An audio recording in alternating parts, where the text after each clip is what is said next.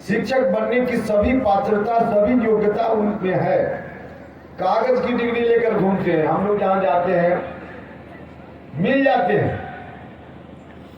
STT हमने पास किया है, इतना दिन से बैठे हुए हैं, हमने आवेदन किया, वैकेंसी निकली, आवेदन किया, लेकिन अभी तक कुछ नहीं हो रहा है।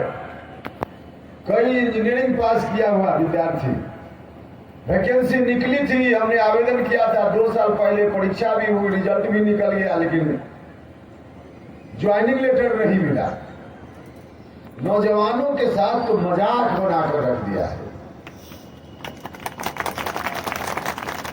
देखिए, जो लोग भी योग्यता रखने वाले लोग हैं, नौजवान लोग, छात्र लोग, हमारी सरकार बनेगी तो हम नियम बनाएंगे कि किसी विभाग में जिस दिन वैकेंसी निकलेगी, विज्ञापन निकलेगा, उस तिथि से 6 महीना के भीतर सारी प्रक्रिया पूरी करके ज्वाइनिंग लेटर उसके हाथ में देंगे। 6 महीना से ज्यादा समय नहीं लगेगा। सरकार के तमाम विभागों में लाखों पद खाली, बिना टीचर स्कूल चल रहा, बिना डॉक्टर अस्पताल चल रहा, कार्यालय में कर्मचारी नहीं है, कंस्ट्रक्शन का काम कैसे आगे बढ़े, इंजीनियर का पोस्ट खाली है। तमाम विभागों में जितने पद खाली हैं, हमारी सरकार बनने के बाद 6 महीने के भीतर तमाम पोस्ट को भरने का काम करें। रोजगार देने की बात तो और लोग भी कर रहे हैं। अब उनको कैसे समझाया जाए कि भैया भाषण देने से रोजगार नहीं आता। रोजगार अगर देना है 10 लाख या 20 लाख, 30 लाख, 50 लाख भी रोजगार सृजित करने का काम इस बिहार में किया जा सकता है। सरकारी नौकरी भर से काम नहीं चलने वाला है। कितने लोगों को सरकारी नौकरी मिल पाए? अब तो सरकारी नौकरी की संख्या सब जगह घट रही है, तो सरकारी नौकरी भर से लोगों की बेरोजगारी नहीं दूर की जा सकती है। सरकारी नौकरी के अतिरिक्त अपने यहाँ बिहार में कृषि एक ऐसा क्षेत्र है जहां रोजगार का अधिक से अधिक सृजन किया जा सकता है। और जो किसान भाई परेशान रहते हैं, उनकी फसल कभी अच्छी हो गई, किसानों के साथ तो दुर्भाग्य ही दुर्भाग्य। फसल खराब हुई तो भी रोना, फसल अच्छी हुई तो इतनी सस्ती हो गई कि अब उसका दाम ही नहीं, तब भी रोना। फसल अच्छी हुई तब भी रोना, इसलिए कि बहुत हो गया, अब कोई खरीदार नहीं। फसल खराब हो गई तो जितनी लागत लगी वो अभी वापस नहीं, तब भी रोना। भाइयों और बहनों, किसानों के द्वारा जो जिन चीजों का उत्पादन होता है, उन चीजों का इस्तेमाल करके छोटा छोटा उद्योग बिहार में लगाया जा सकता है। और उन उद्योगों में किसान व जो चीज उपजाते हैं, रॉ मटेरियल के रूप में उसका यूज हो सकता है। और उस तरह का उद्योग लगेगा तो नौजवानों को वहां रोजगार भी मिल सकता है, और उन उत्पादित वस्तुओं की बिक्री होगी तो सरकार की आमदनी भी बढ़ सकती है, किसानों की आमदनी भी बढ़ सकती है। तो हर तरह से किया जा सकता है, जोड़ना पड़ेगा। तो तमाम चीजें बिहार में संभव है। नौजवानों को रोजगार देने के लिए, मजदूरों को बाहर न जाना पड़े, इसके लिए अच्छी पढ़ाई हो, इसके लिए अस्पताल में जब बहुत सारे लोग बैठे हुए हैं, जब गरीब लोग बीमार पड़ते हैं तो यहाँ के अस्पताल में इलाज नहीं है, सरकारी अस्पताल में पैसा नहीं है, प्राइवेट अस्पताल में गरीब लोग कहाँ जाए? जिनके पास पैसा है प्राइवेट अस्पताल में जाता है लोग, सरकारी अस्पताल में नहीं जाता। जो डॉक्टर आपके यहाँ सरकारी अस्पताल औरंगाबाद में खुद नौकरी करते होंगे, उनकी खुद की तबीयत खराब होती होगी तो उस अस्पताल में नहीं इलाज कराते। उनका बाल बच्चा बीमार पड़ जाए, परिवार में उनकी पत्नी बीमार पड़ जाए, उस अस्पताल में नहीं एडमिट करेंगे, प्राइवेट अस्पताल में जाएंगे, क्योंकि उनके पास पैसा है और सरकारी अस्पताल में इलाज नहीं।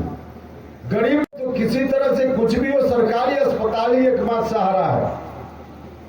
दिल्ली के सरकारी अस्पताल में भी यहाँ से लोग जाते हैं इलाज कराने के, क्योंकि वहां के सरकारी अस्पताल में इलाज अच्छा होता है। जब दिल्ली के सरकारी अस्पताल में इलाज अच्छा हो सकता है, तो रफीगंज, औरंगाबाद और पटना के सरकारी अस्पताल में इलाज अच्छा क्यों नहीं हो सकता? सब कुछ हो सकता है। हम जब भारत सरकार में मंत्री थे, तो केंद्रीय विद्यालय बनाने के लिए क्या क्या हमने प्रयास नहीं किया। मंत्री रहते हुए हमारी जवाबदेही थी वहां से पैसा देना, विद्यालय को स्वीकृत करना हमारी जवाबदेही थी। हमने किया। यहाँ एक एनटीपीसी में केंद्रीय विद्यालय की शुरुआत हमने की, पढ़ाई हो रही। एनटीपीसी में करने में हम इसलिए सक्सेस हो गए कि एनटीपीसी भारत सरकार की ही इकाई है, उसमें जमीन बिहार सरकार से नहीं लेनी थी। लेकिन एक दूसरा केंद्रीय विद्यालय हमने गोह के पास देवकुंड में हमने स्वीकृति दिलाई। जमीन जब बिहार सरकार नहीं दे रही थी, तो एक महंत जी हैं, उनसे आग्रह करके जमीन उनसे मुफ्त में जमीन ली, तैयार हो गए जमीन देने के लिए। आज भी स्वीकृति के उपरांत पैसा पड़ा हुआ है, केंद्रीय विद्यालय स्वीकृत है, पैसा पड़ा हुआ है। बिहार सरकार से इतनी ही मदद चाहिए कि बिहार सरकार एक कागज पर सिग्नेचर करके दे कि जो केंद्रीय विद्यालय बनेगा उस जमीन में, उसमें बिहार सरकार को कोई आपत्ति नहीं है। बस इतना ही इनको देना है, न एक नया पैसा देना है, न लेकिन जमीन देनी है, कुछ नहीं। पैसा सैंक्शन किया हुआ है मेरा, लेकिन इतना ही लिखकर इनको देना है कि इसमें केंद्रीय विद्यालय बनेगा तो हमको कोई आपत्ति नहीं है। बताइए, इतना भी यह सरकार लिखकर देने का काम नहीं कर सकती है। उपेंद्र कुशवाहा को अनशन करना पड़ा पटना में, फिर भी सरकार की ओर से कोई कार्रवाई नहीं। हम मंत्री रहते हुए देवकुंड में उसी जमीन पर धरना भी दिए, मंत्री रहते हुए, लेकिन सरकार का रवैया अब भी वही नहीं बन सका अभी तक केंद्रीय विद्यालय। नीतीश कुमार जी अच्छा स्कूल बनावे, इसकी बात तो छोड़ दीजिए, अच्छा स्कूल जो हम बना रहे थे उसको भी नहीं बनने दिया है। राजभर साहब, चौहान साहब, सब लोगों ने जब दे दिया है, तो आप आशीर्वाद दीजिएगा तो हक हमारा मजबूत होगा। और फिर पटना के अन्य मार्ग में आपके कल्याण के लिए उपेंद्र कुशवाहा 10 तारीख के बाद वहां खूंटा गाड़ने का काम करें। तो आशीर्वाद आप दीजिएगा ना। तो मुझको आशीर्वाद देने का मतलब है, यहाँ 2 उम्मीदवार हैं, रफीगंज से और औरंगाबाद से। औरंगाबाद से अनिल जी, हम लोग का गठबंधन है, कहीं पंखा छाप है, कहीं हाथी छाप है, कहीं और अलग अलग छाप है, गठबंधन में अलग अलग पार्टी है। यहाँ जो दोनों उम्मीदवार बैठे हुए हैं, दोनों का चुनाव चिन्ह है, छाप है हाथी छाप। तो आप सब लोगों से यही आग्रह है, क्या विचार है? हाथी छाप में वोट देना है ना? यही आग्रह करने हम आए, एक एक वोट दीजिए, जिस जात के लोग हो, जिस धर्म के लोग, सब लोग मिलकर एक एक वोट दीजिए, एक एक वोट दीजिए और इन दोनों को जिताकर यहाँ से भेजिए, ताकि आपकी सरकार पटना में बन सके और आपके कल्याण के लिए काम किया जा सके। यही आग्रह करने आए थे। इन्हीं शब्दों के साथ, इस उम्मीद के साथ कि आप सब लोग जरूर मदद कीजिएगा। अंत में एक बार जरा जोरदार हाथ उठाकर बताइए, सब बताइएगा ना। तो अगर आप लोग चाहते हैं कि जीत कर जाए, तो आपकी इजाजत हो तो जरा एक बार हाथ उठाकर बताइए, जीत का माला इन दोनों आदमी को पहना दें। आप बताइए जोरदार तरीके पहना दे ना दोनों आदमी को ना। चलिए, बहुत बहुत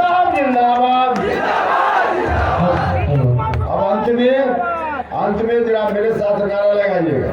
हम बोलेंगे, अब की बार आप कहिएगा, शिक्षा वाली सरकार, अब की बार शिक्षा वाली सरकार।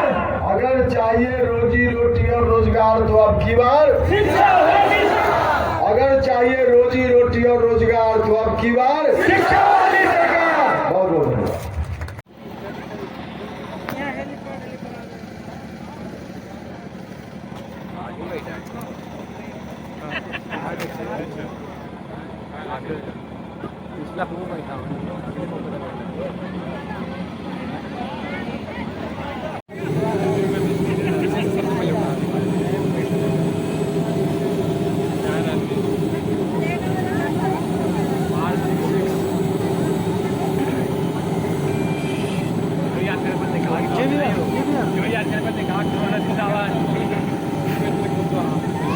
आज तक